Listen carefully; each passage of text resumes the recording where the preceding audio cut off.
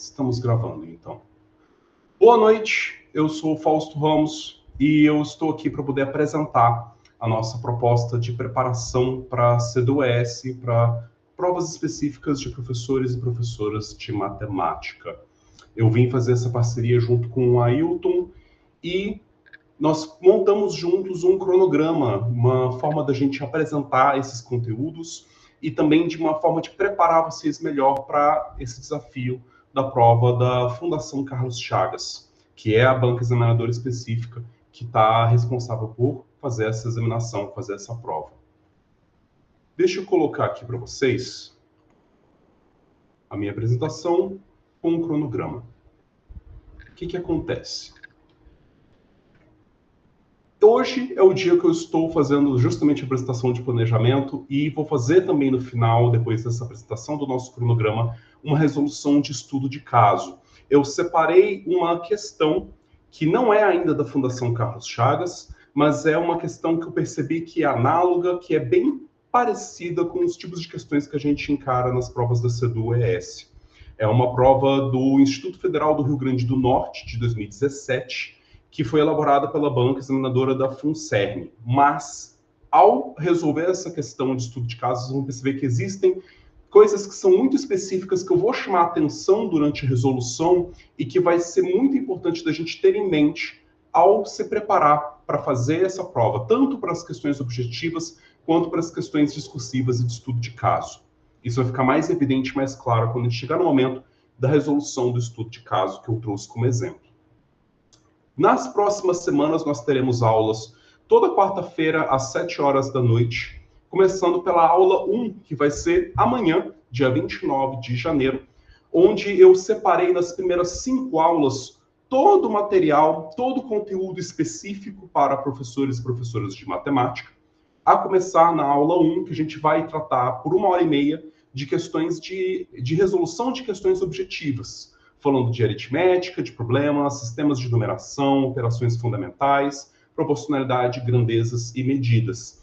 E no final da aula, a gente sempre vai dedicar pelo menos meia hora. Se a gente conseguir sanar as questões objetivas antes, a gente tem mais tempo para as resoluções de estudo de caso, mas eu sempre vou trazer alguma resolução de estudo de caso e, mais adiante no nosso cronograma, também alguns momentos da gente se dedicar para entender, para analisar, para conversar juntos sobre as competências didático-pedagógicas que são cobradas, tanto no estudo de caso quanto de uma maneira geral da pessoa que está se habilitando para fazer esse concurso.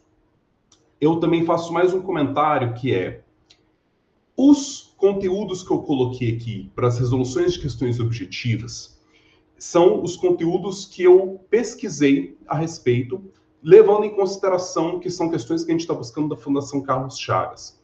Não significa que todo aquele conteúdo programático que eles colocaram como parte específica de matemática, que literalmente todos aqueles assuntos, todas aquelas questões aparecem no conjunto de provas de questões objetivas da Carlos Chagas. Então, o que eu encontrei dentro desse escopo, por exemplo, falando sobre números primos e divisibilidade, falando sobre MMC e MDC, regra de 3, simples e composta, o que eu encontrei, eu coloquei na nossa apostila, eu coloquei no nosso cronograma de resolução.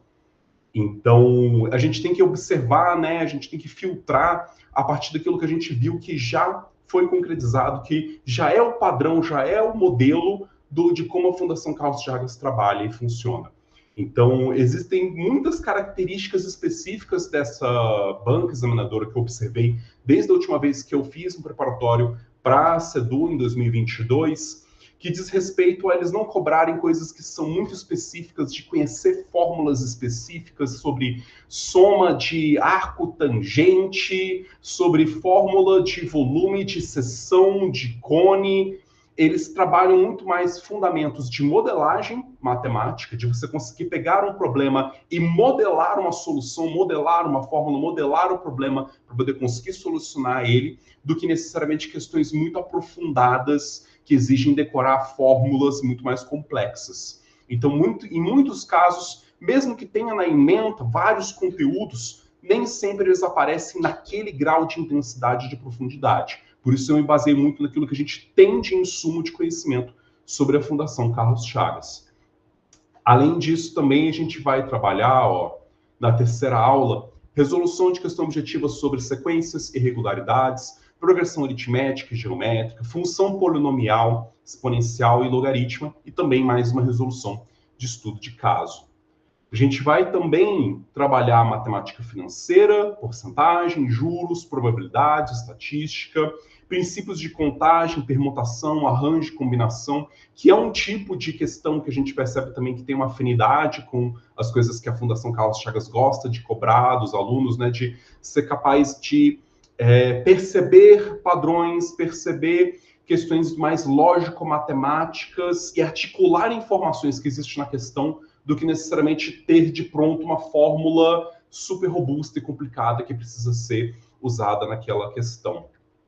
E a última aula que a gente vai utilizar para poder falar, né, para poder cobrir todos os conteúdos de maneira ampla e geral, daqueles conteúdos específicos ligados à aula e à sala de aula de matemática, é o conteúdo de geometria plana e espacial, geometria analítica e cartesiana e trigonometria. E mais uma questão de estudo de caso para a gente trabalhar. A partir da aula 5, que vai terminar no dia 26 de fevereiro, a próxima quarta-feira, eu vou pegar todas as questões que vocês tiverem colocado no grupo, que a gente não tiver ainda desenvolvido completamente durante as aulas. A gente vai pegar as questões que mais trouxeram dúvidas, sejam questões que eu tenha ou não resolvido em sala de aula, para a gente aprofundar essa resolução e, inclusive, em alguns casos, converter o que seria uma solução de uma questão objetiva numa questão discursiva. Porque essa também é uma das estratégias que eu percebi que é muito importante para trabalhar nesse preparatório para o concurso. Que é a maneira como muitas vezes a gente tem o hábito de, quando a gente está resolvendo uma questão objetiva, a gente só vai lá, mete as contas de qualquer jeito, resolve para poder ficar livre daquela questão, e é o jeito que a gente tem que resolver quando a gente está na prova. Mas na preparação, justamente por existir uma afinidade na forma como a Fundação Carlos Chagas cobra os conteúdos, tanto nas questões objetivas quanto nas questões de estudo de caso, que a gente pode perceber que se preparar para trazer essa argumentação, trazer a maneira de debater e dialogar a resolução de questão é significativo, é um treino para o momento em que a gente vai encontrar uma questão de estudo de caso de um assunto que vocês não esperavam que fosse cair numa discursiva, mas que vocês precisam ter uma capacidade muito boa de articular as ideias, de apresentar de maneira didática aquelas ideias para outra pessoa poder ler. Isso não significa um didatismo que seja prolixo. Não significa que vocês vão ter que escrever extensamente cada linha da operação do que vocês estão fazendo.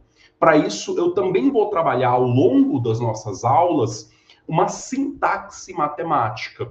Uma sintaxe matemática que é um jeito de apresentar a forma de resolver uma questão que seja apresentável para outra pessoa que também tem o conhecimento matemático, que não pule etapas do próprio raciocínio, mas que também não escreva 10 páginas de uma coisa que a gente pode resumir em meia página, quando a gente domina a sintaxe de apresentação de argumentação lógico-matemática. Então, é bastante disso que eu vou, inclusive, apresentar para vocês hoje na resolução do estudo de caso. E a última aula também vai ser uma aula para a gente poder fazer uma revisão das questões objetivas, e as duas últimas aulas vão ser revisões dos estudos de casos que a gente resolveu, os que vocês acharam mais complexos, e também falar sobre alguns dos temas pedagógicos que são necessários para a resolução de estudo de caso. Porque as questões discursivas não cobram apenas competências de saber resolver problema matemático, mas de saber conectar aquele problema matemático, conectar aquele assunto com outros assuntos que são pertinentes à nossa vivência de sala de aula. Então, além dessa revisão que a gente vai fazer no final, né, que são coisas que a gente vai debater ao longo de todo o nosso programa, mas no final eu vou dar um reforço maior para esse assunto, e também a gente vai pontuar no final falando sobre estratégias de resolução de provas que são sempre boas de lembrar, né? Como que a gente se organiza para poder, primeiro, será que é conveniente ler todas as questões da prova antes de começar a solucionar? Se você fizer isso, como que você se organiza para saber quais questões você vai resolver primeiro, quais questões você vai deixar para resolver por último? Será que vale a pena deixar a questão discursiva para só começar a resolver quando já tiver terminado a prova objetiva? Ou será que já é interessante dar ali uma mapeada rápida sobre como que eu vou tentar resolver esse assunto, sobre quais assuntos que eu domino que vai me ajudar a resolver essa questão, para depois voltar para as questões objetivas? A gente vai discutir mais profundamente sobre a estratégia de como que a gente resolve na melhor eficiência, da maneira mais ótima possível, uma prova. Então, essa é a minha apresentação para vocês a respeito do nosso cronograma de aulas. De momento, nenhuma interação por chat. Tudo bem. Então, acho que está todo mundo acompanhando no momento. Essa apresentação eu vou distribuir para vocês depois que vocês, de fato, né, entrarem para a turma, uma outra versão dela em PDF, para vocês poderem ter o acompanhamento desse cronograma e saber exatamente o que a gente vai tratar em cada aula. Todas as aulas, tal como essa, ficarão gravadas. Então, vocês vão poder... não posso toda quarta-feira de noite. Beleza. Se programa para no dia seguinte, na quinta-feira, no horário que você tem, seja de manhã, de tarde ou de noite, vocês vão estabelecer esse compromisso para vocês. Não pude assistir a aula do Fausto no dia e no horário que ele deu a aula. Não tem problema, porque na mesma noite eu vou pegar toda a gravação das aulas, colocar numa lista privada no YouTube e distribuir o link para vocês no grupo, para vocês poderem assistir no horário que vocês programaram daquela semana. Junto, inclusive, com trechos de apostila que nós vamos oferecer toda semana, com as questões objetivas que eu vou resolver na aula, para vocês já irem também estudando, praticando aquelas questões, para já chegarem na aula, verem a maneira como eu elaboro o raciocínio, conferirem o gabarito junto comigo do que vocês fizeram, perguntarem mais profundamente sobre uma questão que vocês não entenderam e a gente poder debater juntos mais ainda sobre o estudo de caso daquela semana. Então, é todo um corpo de experiências que vocês vão ter para poder se aprofundar, seja de maneira síncrona ou assíncrona. E agora que eu terminei essa minha apresentação sobre o cronograma, é o momento de eu conversar com vocês sobre o estudo de caso. Vamos lá. Essa daqui acabou. E agora... minha programação deu certo.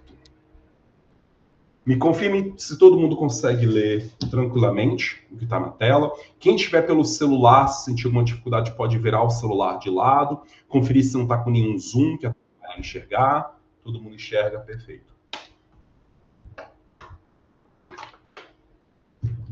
Como eu falei, essa é uma questão do Instituto Federal para professores e professoras do Instituto Federal do Rio Grande do Norte de 2017. De uma outra banca avaliadora, mas tem muitas similaridades com o que a gente precisa desenvolver para poder resolver as questões da Fundação Carlos Chagas. O método da falsa posição pode fornecer uma maneira de resolver equações aritmeticamente, ou seja, sem procedimentos algébricos, e foi usado em diversos momentos da história. Daremos a solução por falsa posição para uma equação dada um símbolo atual por AX igual a B. Notem que nessa equação AX igual a B, A e B são constantes. A única incógnita que tem nessa equação é o X. Escolhemos um valor arbitrário x0 para x e calculamos o valor de AX0, que vai corresponder a um valor B0, diferente do B original que a gente tinha.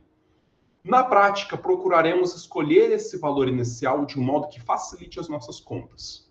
Em seguida, investigamos por que número devemos multiplicar B0 para obter B. Ou seja, que fator que eu multiplico esse valor B0 que eu encontrei para voltar a restaurar o valor original da constante P. E chegamos ao termo B sobre B0. Para manter inalterada a igualdade, AX0 igual a B, devemos multiplicar esse mesmo número por x. Obtemos assim que AX0 é igual a B sobre B0 igual a B vezes B sobre B0, que, por fim das contas, é igual a B. Logo, a solução de AX igual a B deve ser x0 igual a B sobre B0. Ficou complicado? Calma que eu vou simplificar. Eu vou reapresentar essa proposta dessa tal de método de falsa posição com uma outra roupagem, depois com a roupagem que eles pretendem que a gente utilize para resolver esse exercício. Mas um primeiro fator importante é como vocês leem a questão e como vocês interpretam a questão. Com base nessas informações, agora vem o que eles pedem para a gente de fato fazer. Eles querem que a gente resolva, ou seja, a gente vai resolver uma equação aplicando o método que eles acabaram de apresentar. Resolva pelo método da falsa posição e explicando todas as suas etapas. O problema da matemática antiga egípcia. O que eles querem que a gente resolva? O problema seguinte: uma quantidade e sua metade somadas fazem 16. Qual é essa quantidade? Aqui tem mais um ponto, que isso daqui é uma questão de modulagem matemática. A gente precisa pegar esse problema, né? Uma quantidade e sua metade somadas fazem 16, e converter isso em alguma coisa que a gente vai utilizar da nossa sintaxe, da nossa linguagem matemática para resolver. Quebrando tudo isso em muitas etapas, vou começar pela etapa de explicar este método da falsa posição por uma outra via. Vou utilizar duas vias diferentes para esclarecer o que o enunciado da questão está falando. Uma das vias vai ser uma via da geometria analítica. Eu vou interpretar primeiro, antes de eu considerar A vezes X igual a B, eu vou considerar genericamente uma equação linear AX igual a Y, que ela vai ter uma representação gráfica, que eu vou aqui sugerir uma representação gráfica qualquer como sendo essa reta. Todo mundo sabe que o ângulo da reta em relação ao eixo X vai mudar de acordo com a taxa do A. Mas a nossa questão, ela está fixando a ideia de que existe, né, primeiro um ponto, que é um ponto onde X tem um valor ideal junto de X, e que corresponde a um valor de Y, que seria B, que isso nos colocaria de volta para o lado de A vezes X igual a B. Porém, ao invés de eu simplesmente resolver a equação do jeito mais simples e óbvio que seria, ao invés de eu fazer toda aquela aritmética maluca que eles estão pedindo nessa resolução, o jeito mais simples é eu pegar A vezes X igual a B, dividir tudo por A e chegar à conclusão de que X é igual a B sobre A. Mas eles não querem que a gente utilize essa solução, eles querem que a gente utilize uma solução mais específica. E hoje eu vou simplesmente mostrar para vocês a importância da gente ter muita cabidal, muita referência de ferramentas diferentes para a gente poder resolver um problema e modelar um problema. O que eu estou fazendo aqui, a princípio, não é ainda resolver nem letra A da questão.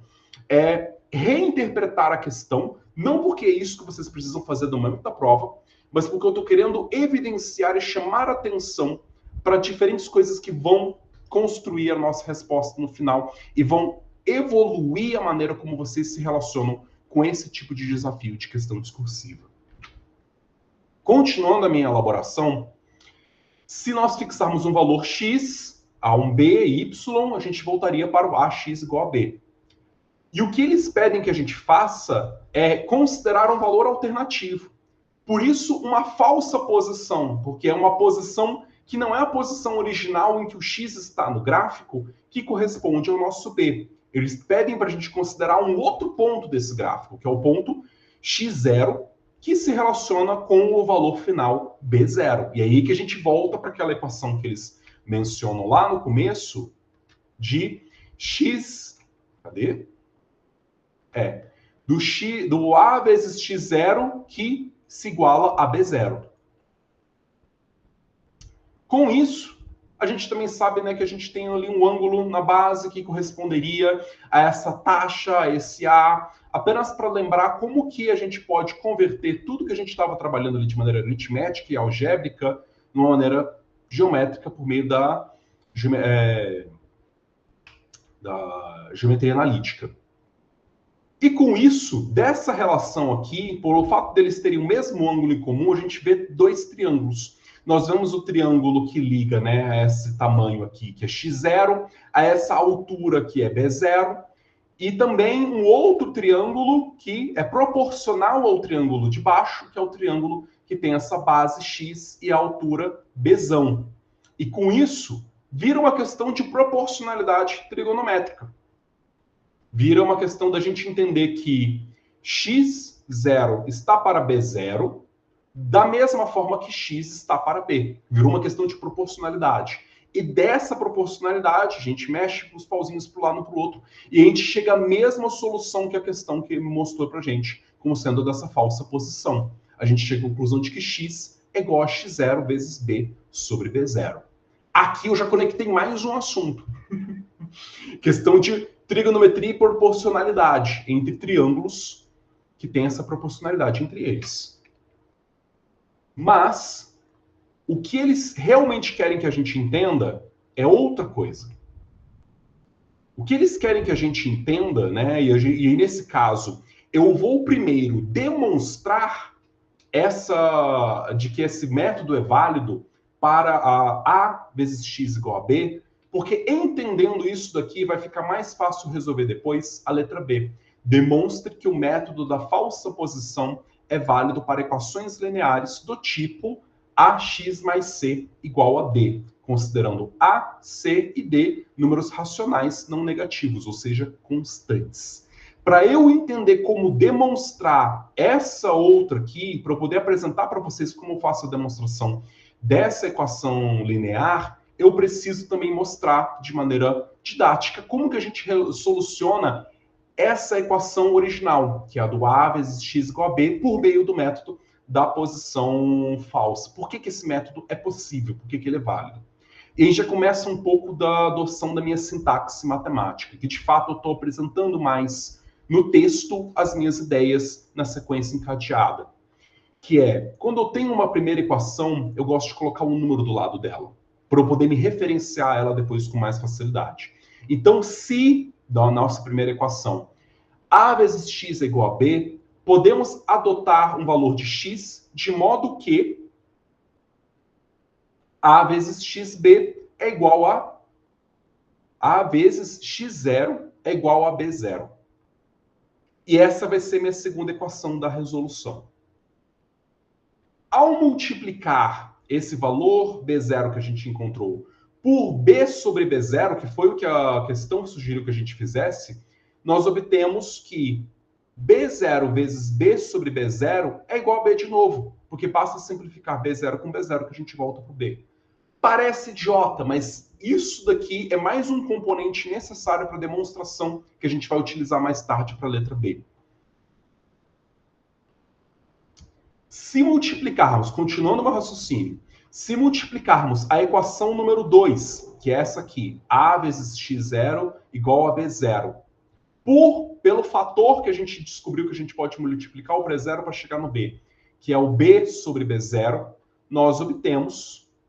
O que eu fiz aqui foi pegar a equação 2, multiplicar dos dois lados da igualdade o fator b sobre b0.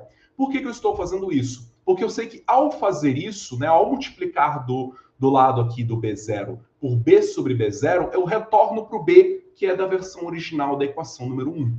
Que é isso que eu quero comprovar. Eu quero comprovar que é possível, utilizando o valor de x0 e b0, voltar a uma equação em que eu relacione o valor de x a uma equação específica. E com isso, multiplicando, nós chegamos a vezes x0 vezes b sobre b0, que é igual a b0 vezes b sobre b0. Isso daqui, dado que a gente tem isso, a gente precisa reconsiderar o que a gente encontrou na equação 3, que é a que afirma que quando eu tenho b vezes b sobre b0, isso é igual a b. Percebam a forma como eu estou encadeando o meu raciocínio, em que cada etapa eu mostro de onde que eu estou tirando aquela ideia e para onde que eu estou levando ela. Eu marquei aqui o b vezes b sobre b0 igual a b, com a equação 3, e agora estou referenciando ela de novo, incluindo ela dentro do meu raciocínio, da minha solução. Porque agora que eu considerei 3, eu chego nessa síntese, de que a vezes x0 é igual a vezes x0 vezes b sobre b0 é igual a b. E essa é a minha equação número 4. Agora que eu tenho a equação número 4 e a equação número 1, observem as duas. De um lado eu tenho um monte de coisa igual a b, do outro lado eu tenho que a vezes x é igual a b. Se isso está acontecendo, eu estou chegando aonde eu quero. Porque isso significa que agora a gente pode observar que tanto a equação 4 quanto a equação 1 tem uma relação de igualdade entre elas. Porque tanto o que está aqui na equação 4 é igual a b, quanto o que está na equação 1 é igual a b. Então, eu posso afirmar que 4 é igual a B, no sentido de que A vezes x0 vezes B sobre B0 é igual a B, que é a equação 4, como a gente viu, que agora, dessa igualdade para o outro lado, o que eu tenho é a equação número 1, só que invertida na ordem. B é igual a vezes x. Se B é igual a vezes... Se tudo isso aqui existe, eu posso eliminar esse B do meio aqui e simplesmente dizer que A vezes x0 vezes B sobre B0 é igual a A vezes x. Disso eu posso dividir toda essa minha igualdade por A e chegar finalmente à solução que o exercício quer, que é x0 vezes B sobre B0 é igual a x. Tudo que eu fiz até agora foi comprovar que o que o exercício me disse lá em cima é verdade. Eu demonstrei a tal do método da falsa posição. Isso daqui era essencial para resolver o exercício. Nem comecei pela letra A ainda. Não exatamente. Mas é essencial para eu apresentar para vocês a importância de vocês terem domínio dessa sintaxe, de vocês terem a confiança necessária, de que vocês conseguem pegar um raciocínio que a questão apresentou e, se necessário, mostrar ele passo a passo e verificar o que a própria questão apresentou. Porque essas mesmas etapas que eu acabei de fazer são essenciais de ter compreendido para ser capaz de responder a letra B dessa questão. Sem domínio disso, a gente não consegue resolver a letra B. Portanto, agora que eu reapresentei o que a própria questão apresentou como esse método, eu vou finalmente começar a resolver a nossa questão. Deixa eu só apagar umas coisinhas aqui de camadas que eu deixei ligadas. Que eu vou apresentando aos pouquinhos. Pronto. Vamos agora resolver a letra A. O que a letra A fala? Uma quantidade de sua metade somadas dá 16. E aí pede para saber qual é a quantidade. E pede que a gente utilize esse método. Uma quantidade x mais a sua metade, x sobre 2, é igual a 16. Isso pode ser simplificado para 3x sobre 2 igual a 16. E aqui nós temos 1, a nossa primeira equação. Utilizando, então, o método da falsa posição. Vamos utilizar x0 igual a 2. Agora eu já estou me referenciando ao método da falsa posição e a maneira como ele descreve que eu tenho que utilizar o método. Eu não preciso redefinir e demonstrar tudo. Vamos utilizar x0 igual a 2 e aplicar isso em 1. Vou aplicar o x0 igual a 2 na equação 1. Para isso, eu já incluí ali no lugar do x o valor que seria do x0, que é 2. Isso faz com que seja 3 vezes 2 sobre 2. 2 corta com 2. Nós temos que B0 é igual a 3. E essa é a nossa equação número 2. Eu coloquei como número 2, mas, enfim, é um valor que a gente tem, que a gente obteve e que vai ser importante para a nossa resolução. Segundo método, e aí eu já demonstrei isso, não preciso me preocupar em demonstrar isso de novo. Segundo o método da falsa posição, x será igual ao valor de x0, vezes o b, que é o valor de b original, que nesse caso aqui na posição é o 16, dividido por b0. Essa é a nossa equação 3. E eu vou substituir os valores. x0 igual a 2, b0 igual a 3 e b igual a 16 na equação 3, que é a equação que soluciona o nosso exercício. Portanto, eu repeti ali a equação 3 e mostrei a substituição dos valores. Do x0 ficou 2, no lugar do b, 16, no lugar do b0, 3, de modo que x seja igual a 32 sobre 3, x é igual a 3, dízima 6. 6 dízima, né? 6, 6, 6, 6, 6, 6, 6 até o infinito. E esse é o nosso valor, essa é a nossa resposta para a letra A. Até esse ponto da questão, essa foi a parte mais fácil, que é resolver essa equação, que é uma equação simples, 3x sobre 2, com o detalhe que tem que resolver pelo método que eles apresentaram. Ok. Agora que a gente resolveu a letra A, vou apresentar... Opa, acabei de ver que eu não deixei as camadas ocultadas. Vou ocultar as camadas.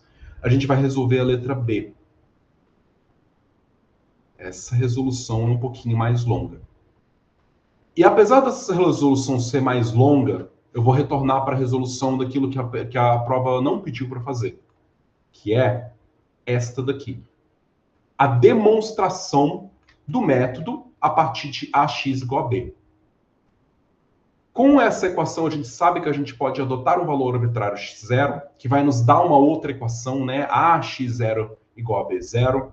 A gente sabe que esse B0 multiplicado por um fator que é o B original dividido pelo B0 nos leva de volta para o valor B, que é o que a gente quer também aplicar como dentro do nosso método, pegando esse termo, né, B sobre B0 e multiplicando para a equação AX0 igual a B0, que é o que a gente faz aqui ao pegar a equação 2 e multiplicar por B sobre B0. E é elaborando isso que a gente chega nessa síntese, né, de AX0 igual a B sobre B0 igual a B, e a gente descobre que essa equação é muito parecida com a primeira equação. A equação 4 é parecida com a equação 1, que é AX igual a B, e isso nos permite depois simplificar e chegar na síntese de que x é igual a x0 sobre B vezes B sobre B0. Este mesmo procedimento é o procedimento que a gente vai utilizar agora na resolução da letra B. Porque caso nós tivermos aqui, né, A vezes x mais c igual a b, que é a nossa equação número 1, então, para um valor que a gente estipulou ali, o valor x0, a gente vai obter uma equação que é do tipo A vezes x0 mais c, o c não se altera, isso é importante, ele é uma inconstante que tem ali, não tem relevância. O que a gente faz em x não necessariamente altera o valor de c, mas vai alterar o valor de d, porque para um x0 arbitrário, a gente alcança um d0. E ao fazer isso, nós podemos agora, primeiro, elaborar, e aí esse é o ingrediente especial para essa resolução. Eu vou elaborar as duas equações fazendo alterações nelas. Que alterações que eu vou fazer? O AX mais C igual a D, se eu mantivesse ele nesse formato, o C iria ser um constante problema, uma dor de cabeça que não iria me ajudar a trabalhar a questão. Então, o que eu tenho que fazer tanto no caso do A vezes X mais C igual a D, quanto no caso de A vezes X0 mais C igual a D0? Eu vou diminuir, eu vou subtrair menos dos dois lados da equação. Eu vou fazer com que A vezes X igual a D menos C, seja igual a D menos C, e A vezes X0 seja igual a D0 menos C. Com isso, agora essa parte aqui eu tive que escrever, porque era muito longo para eu escrever com a caneta digitalizadora. Podemos tratar os termos D menos C e D0 menos C da mesma forma que os termos B e B0 do método original. O que eu estou querendo dizer com tratar da mesma forma? Lá no método original, né, que eu mostrei para vocês, o que a gente tem? A gente tem que, quando a gente pega o B0 e multiplica ele, cadê? Quando a gente pega o B0 e multiplica ele por B sobre B0, isso daqui nos retorna para o B. Da mesma forma, neste resolução que estamos fazendo agora, se nós pegarmos o termo D0 menos C vezes D menos C sobre D0 menos C, a gente volta, né, porque a gente consegue cortar ali o D0 menos C com D0 menos C para o termo D menos C. Então, isso daqui vai nos ajudar muito, facilitar muito ao resolver o restante do exercício. Porque considerando essa equação, né, por causa dessa equação, por causa que isso daqui é possível e acontece, nós vamos multiplicar a equação 4 por D menos C sobre D0 menos C. A gente vai pegar esse termo aqui, como a gente fez na primeira vez do método, e pegar essa equação A vezes x0 igual a D0 menos C e multiplicar ela toda por D menos C sobre D0 menos C. Porque fazendo isso, a gente vai chegar Naquela equação 4 que a gente viu no método original, é o que a gente vai chegar à solução e conclusão aqui. Quando eu multiplico dos dois lados da igualdade essa equação 4 por esse termo, eu tenho A vezes x0 vezes o termo d menos c sobre d0 menos c, que vai ser igual a d0 menos c vezes dc sobre d0 menos c. O d0 menos c corta com d0 menos c. Tudo isso simplifica para A vezes x0 vezes d menos c sobre d0 menos c, que isso é igual a d menos c. E chegamos à nossa equação 6. Precisou de mais algumas equações, mas a gente chegou num lugar muito parecido que a gente chegou na primeira vez que eu demonstrei esse método. Que é a ideia de que agora a gente pode relacionar esta equação, que tem de um dos seus lados d menos c, com outra equação que também tem de um dos seus lados o d menos c, que é a equação número 3. A vezes x igual a d menos c. Porque a gente quer formar alguma relação entre o x e o x0, com outros termos ali juntos, né? A gente quer entender como que a gente pode, que termos que a gente utiliza para relacionar o x com esse x0 que a gente adotou. E, portanto, eu posso fazer a equação 3 igual à equação 6. Observe que 6 é igual a 3. Portanto, A vezes x0 vezes d menos c sobre d0 menos c igual a d menos c, que é o que a gente descobriu que é essa equação número 6, é igual à equação número 3 invertida. D menos c igual a vezes x. E isso nos dá a brilhante solução de que a gente pode pegar tudo, né? A gente pode tirar esse d menos c aqui dos dois lados e fazer essa parte da igualdade junto com a outra parte da igualdade, dividir tudo por A, e depois de fazer essa divisão, nós comprovamos que é possível utilizar desse método maluco de falsa posição para essa equação linear, mesmo que a gente tenha uma constante c que a priori atrapalharia a gente. Porque a gente chega à conclusão que x pode ser colocado nos termos de x0 vezes d menos c sobre o d0 que a gente encontrou quando a gente adotou um x0 qualquer, menos c. Essa é a maneira, essas são as etapas como a gente pode apresentar. E vocês veem que eu não precisei escrever 5 páginas, mas eu precisei ter um domínio bom da minha linguagem, de como que eu apresento isso de uma maneira que uma outra pessoa, que também é matemática, vai conseguir ler e acompanhar o meu raciocínio. E acompanhar a elaboração do meu raciocínio com essa sintaxe. E é por meio disso que eu consegui resolver a letra B, né? Ou seja, eu demonstrei que esse método é válido para o caso A vezes x mais c igual a D. Mas, só mostrando muito rápido como que eu posso relacionar isso com outro assunto, que é a álgebra linear. Que é a maneira como esse A vezes x mais c igual a um y em vez do B, a gente pode interpretar e entender que o c seria uma constante que altera ali a altura da nossa reta original. E que, portanto, o x corresponderia a um valor de y fixo, a um d. E que o x0 corresponderia a um valor fixo de y, que seria o d0 na nossa equação. Porém, uma coisa que a gente poderia ter um ímpeto se a gente estivesse olhando para isso daqui de uma maneira equivocada, é pensar, então eu tenho a medida x0, a medida x, eu tenho a medida d0, eu tenho a medida d, e eu posso, né, fazer a proporcionalidade das duas, o x0 sobre d0 igual a x sobre d, e isso me daria uma solução muito fácil. Mas isso daqui não funciona. E é aí que é a brilhante explicação do porquê que a gente tem que adicionar, modificar o fator e colocar o fator menos c. Porque quem está realmente envolvido, né, numa relação de proporcionalidade trigonométrica são os termos x0 e d0 menos c. Eu diminuí a distância c ali para poder encontrar essa distância menor, que é o d0 menos o c. Fazendo d menos o c, a gente tem esse termo d menos o c correspondente, né, relacionado com o volume, o tamanho ali, x.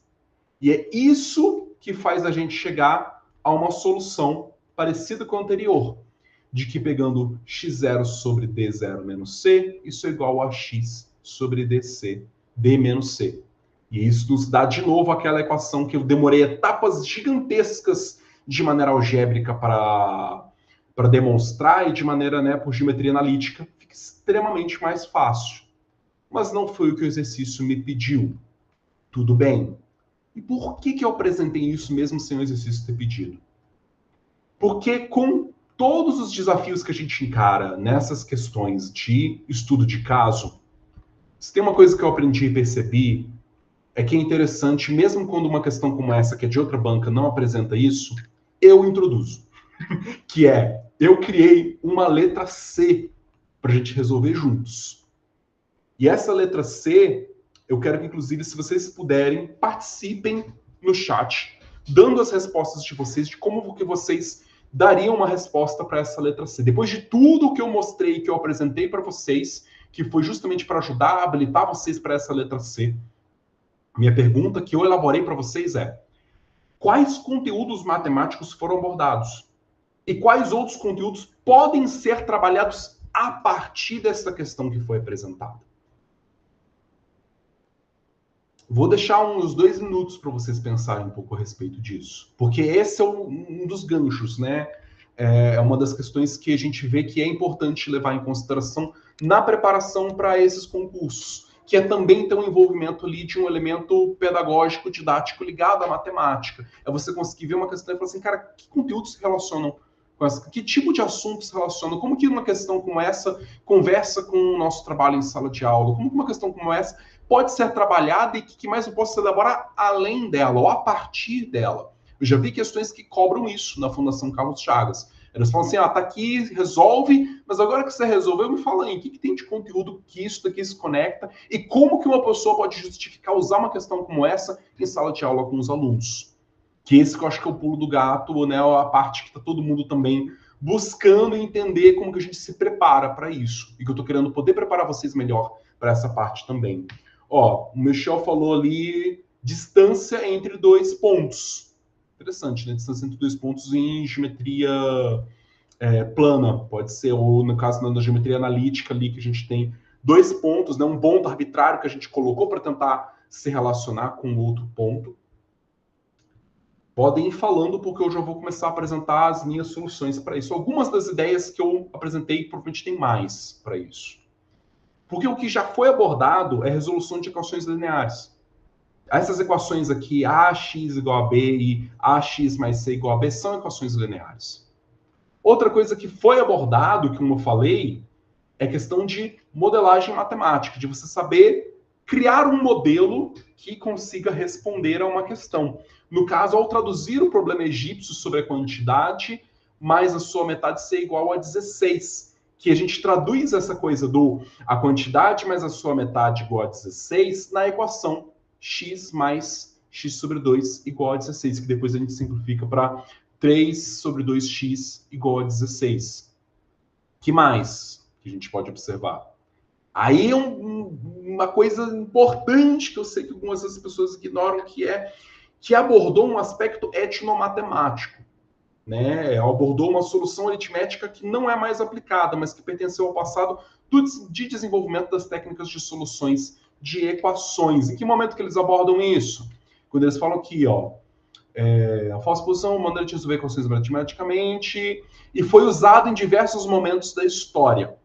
Foi usado, não é mais usado, e além disso eles conectam com o fato de que eles pedem aqui, ó, para a gente resolver um problema de matemático antigo egípcio, que é esse problema que a gente traduziu de uma outra forma. Então tem uma veia etnomatemática perpassando a resolução e a apresentação desse exercício. Eu até pesquisei, inclusive, esse método da posição falsa, e ele de fato foi utilizado, tem textos egípcios antigos relacionados com isso, estipula-se também que matemáticos mesopotâmios usavam isso nos primeiros assentamentos humanos na Mesopotâmia, e que então era um método aritmético para talvez uma época que não se existia tanto desenvolvimento algébrico, não tinha uma álgebra tão formalizada quanto a nossa.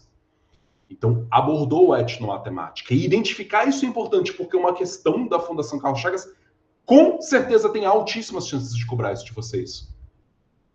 Podemos trabalhar também interpretações análogas para o método da falsa posição por meio da álgebra linear, que foi o que eu apresentei. O que eu apresentei para vocês foi uma alternativa diferente de como chegar à mesma interpretação do problema, que foi nos momentos que eu apresentei aqui, ó, esse método de chegar à resolução da falsa posição, e quando eu apresentei essa forma, essa interpretação. Todas essas aqui são uma interpretação alternativa, né? Uma interpretação algébrica do problema. Também poderia, né, ser tratado, né, por causa disso, a gente pode elaborar a partir dessa questão questões relacionadas com razão e proporcionalidade, como meio alternativo de comprovação da eficácia do método da falsa posição. Então, regra de 3, proporcionalidade entre grandezas, proporcionalidades trigonométricas, tudo que está relacionado também com essa alternativa da álgebra linear que eu apresentei para vocês.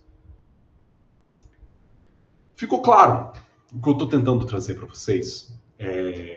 A gente precisa, né, desse domínio diversificado dos conteúdos.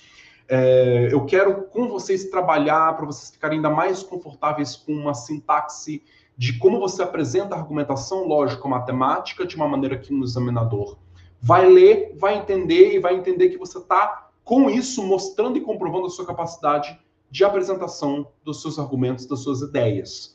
Que a ideia não é vocês criarem um plano de aula no texto da avaliação, que não é como se você estivesse escrevendo as palavras que vocês vão utilizar para poder falar, para instruir para outro aluno, mas que vocês sejam capazes de apresentar por extenso o raciocínio de vocês. Uma coisa que é muito fácil da gente acabar despriorizando quando a gente prioriza conseguir resolver muitas questões e a gente pega um papel aqui e começa a doidado, colocar um monte de conta, de equação ali, de qualquer jeito, de qualquer lado, de uma maneira que isso faça sentido para nós que estamos resolvendo aquilo.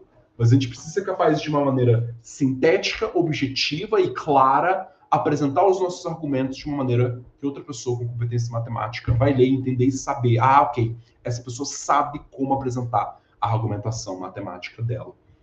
Essa prova, eu já vou concluir então, Ailton. Só para relembrar que essa questão que eu acabei de apresentar para vocês não é da Fundação Carlos Chagas, é de uma outra fundação, de uma prova do Instituto Federal, mas eu criei esse paralelo, essa ponte, essa analogia, justamente porque se vocês querem desenvolver essas competências comigo com questões de estudo de caso da Fundação Carlos Chagas, fica aqui o meu convite para vocês ingressarem na nossa turma. Muito obrigado. Uma coisa interessante também, às vezes a questão pede determinada abordagem através do verbo de resolução. Ah, cite tal coisa, apresente, resolva. E aí a pessoa vai lá e resolve no lugar que é para citar, faz aquela conta gigantesca. Mas você só precisa apontar 3 palavrinhas, né? Então, nós vamos trabalhar isso também, essa terminologia verbal, para que a pessoa saiba o que o verbo da questão está pedindo e o que é para você fazer. Porque, às vezes, ele fala, cite 3 elementos. Aí você vai lá e começa a demonstrar esses 3 elementos e deduzir as fórmulas. Não, é só citar o nome das coisas, né? Então, isso também é uma coisa que você pode ficar muito atento. E se você citou, a questão pediu para citar, você pode ter certeza que você acertou aquela questão. Você demonstrou. Agora, se você citou quando a questão pediu para demonstrar, aí você pode ter certeza que você perdeu pontos nessa questão. Então, é muito interessante ficar atento em relação a essas coisas. Perfeito. Só para, então, o encerramento da gravação das pessoas que vão assistir depois. Se vocês quiserem poder fazer parte desse preparatório, vocês vão ver o link do grupo de WhatsApp, das inscrições aqui embaixo no link, na descrição desse vídeo no YouTube. Até por acaso.